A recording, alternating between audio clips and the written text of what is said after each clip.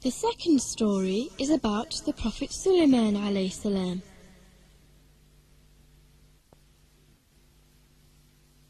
Bismillah ar-Rahman ar-Rahim. Dear children, this is the story of the Prophet Suliman alayhi salam. A very long time ago, there lived a young man whose name was Suliman. He was the son of the Prophet Dawood alayhi salam. When Prophet Dawood died, his son Suliman inherited his knowledge and his kingdom. But most importantly, he inherited the prophecy and became a prophet like his father. Allah subhanahu wa ta'ala gave him such wealth, sovereignty and power that if which had never been given to anyone before him, nor will it be given to anyone after him. Allah subhanahu wa ta'ala gave Prophet Suliman the power to control the wind and the ability to control the jinns and satans. He could order them to do many different types of work, including building, pottery, sculpture, and deep-sea diving for precious pearls and coral. Prophet Suliman alayhi salam also had a great army consisting of men, jinns and birds. They were very powerful, organized and obedient. Allah gave Suliman alayhi salam the ability to understand the language of the birds, and he could communicate with all animals. He was very organized, especially with his army. One day, when Prophet Suliman alayhi salam was inspecting the army of birds, he found that one was missing. This bird was the hudhud, the hoopoe bird. Suliman said, "Why is it that I see not the hoopoe? Or is he among the absentees?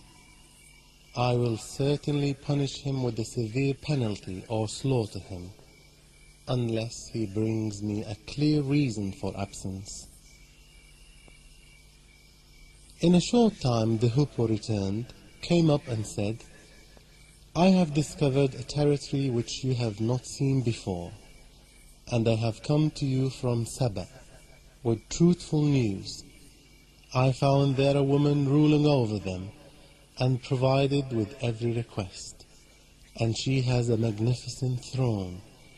I found her and her people worshipping the sun instead of Allah." Suliman protested and said, "Soon shall we see whether you have told the truth or lied. Go with this letter of mine and deliver it to them, then draw back from them and see what answer they return." The hoopoe bird did just that. The queen read the message and was very frightened. She called her courtiers and told them that she had received a noble message from a king named Suliman, which read, "أعوذ بالله من الشيطان الرجيم إنه من سليمان وإنه بسم الله الرحمن الرحيم ألا تعلوا علي وأتوني مسلمين." It is from Suliman, and it is, in the name of Allah, the most kind, the most merciful. Be not arrogant against me, but come to me in submission to the true religion.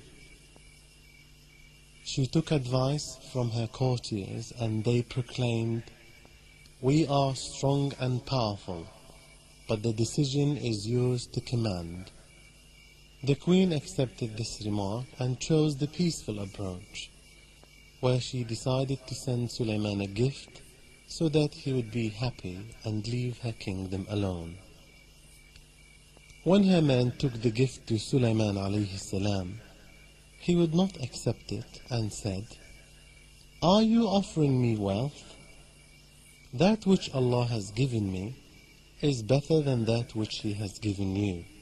No, it is you who rejoice in your gift. Go back to them, and be sure we shall come to them with such host as they will never be able to meet. We shall expel them from their kingdom in disgrace, and they will be belittled indeed. He said to his own men, which of you can bring me her throne before they come to me in submission? Said an Ifrit, a powerful jinn, I will bring it to you before you rise from your seat.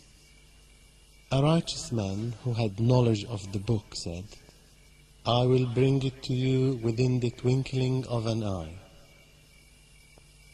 The kingdom of Suliman was in the land of Ash-Sham, and the kingdom of the queen was in the land of Yemen, a distance of 4 months there and back. The throne was brought. Then when Suliman saw it placed firmly before him, he said, This is by the grace of my Lord, to test me whether I am grateful or ungrateful.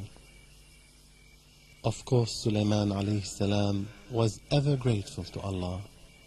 He thanked and praised Allah the Almighty. When the Queen of Sheba, Bilqis, arrived, she saw her throne, which was an amazing sight indeed. Prophet Suliman also prepared for her another surprise. It was a palace. Its floor was made of slabs of smooth, polished glass that glistened. Streams of water were made to run under it for a special effect. She was asked to enter the great palace, but when she entered and saw its floor, she thought it was a lake. So she took up her garments as if ready to wade through the water. Suliman said, This is but a palace paved smooth with slabs of glass.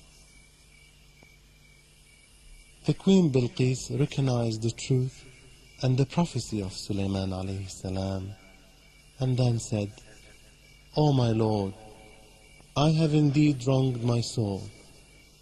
I do now submit in Islam with Suliman to Allah, Lord of the worlds. So the Queen of Sheba and her people stopped worshipping the sun, and they followed the religion of Suliman, worshipping the one and only true God, Allah.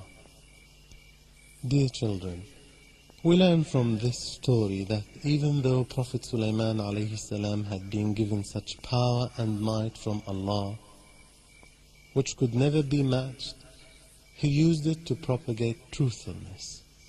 Whenever Allah subhanahu wa ta'ala bestowed grace upon Suliman, he was truly grateful and humble. I hope you have enjoyed this story. Wassalamu alaikum wa rahmatullahi wa barakatuh.